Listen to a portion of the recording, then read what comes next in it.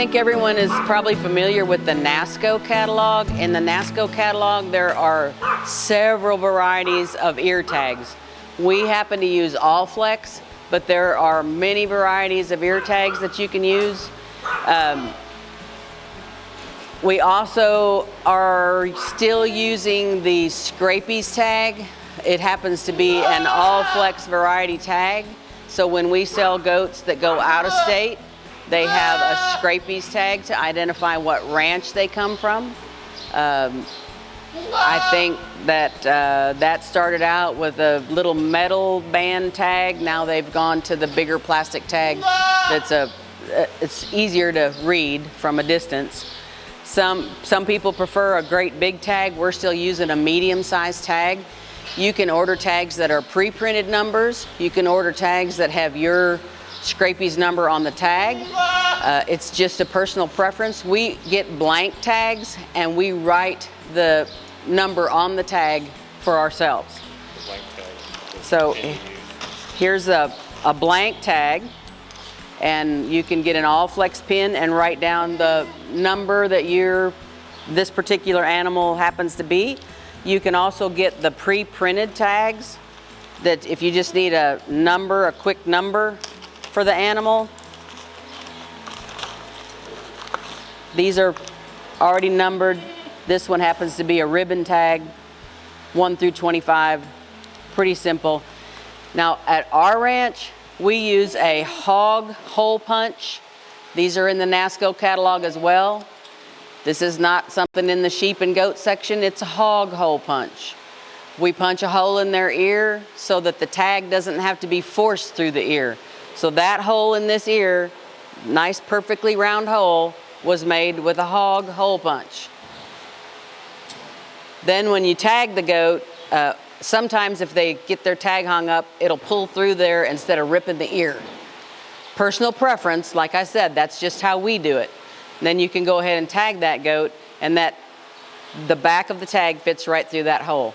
If you don't want to use a hog hole punch, you don't have to. Those tags have a sharp end on them, and they'll puncture that ear just fine, just like that. So we used a tag pin, just like this one, to write her number on her tag. The top number is the tag number of her sire. So I know who her daddy is, and that's her number, and that would match the tattoo number in her ear if she loses her tag. So on our farm, this is her identification. Now there also another form of identification that some ranches are starting to use is a microchip. Just like they microchip dogs, they can put a microchip in some of these goats.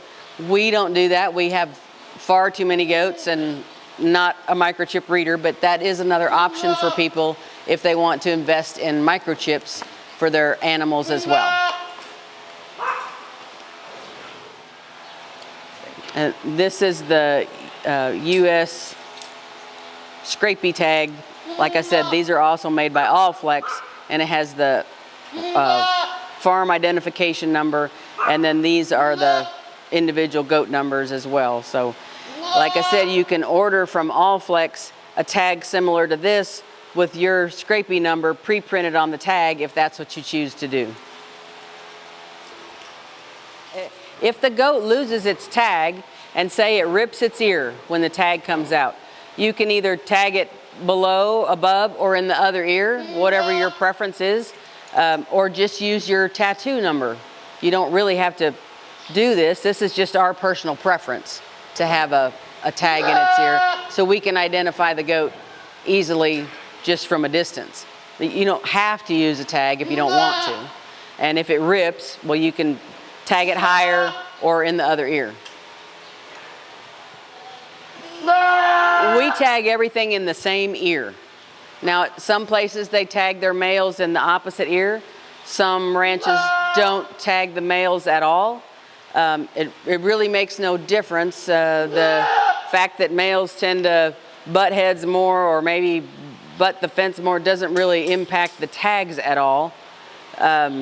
So it's just your personal preference whether you want to tag them that way or not. Some people buy a custom ear tag that has the goat's name on it if you name the goat. That's just your personal preference, however you decide you want to identify the animal.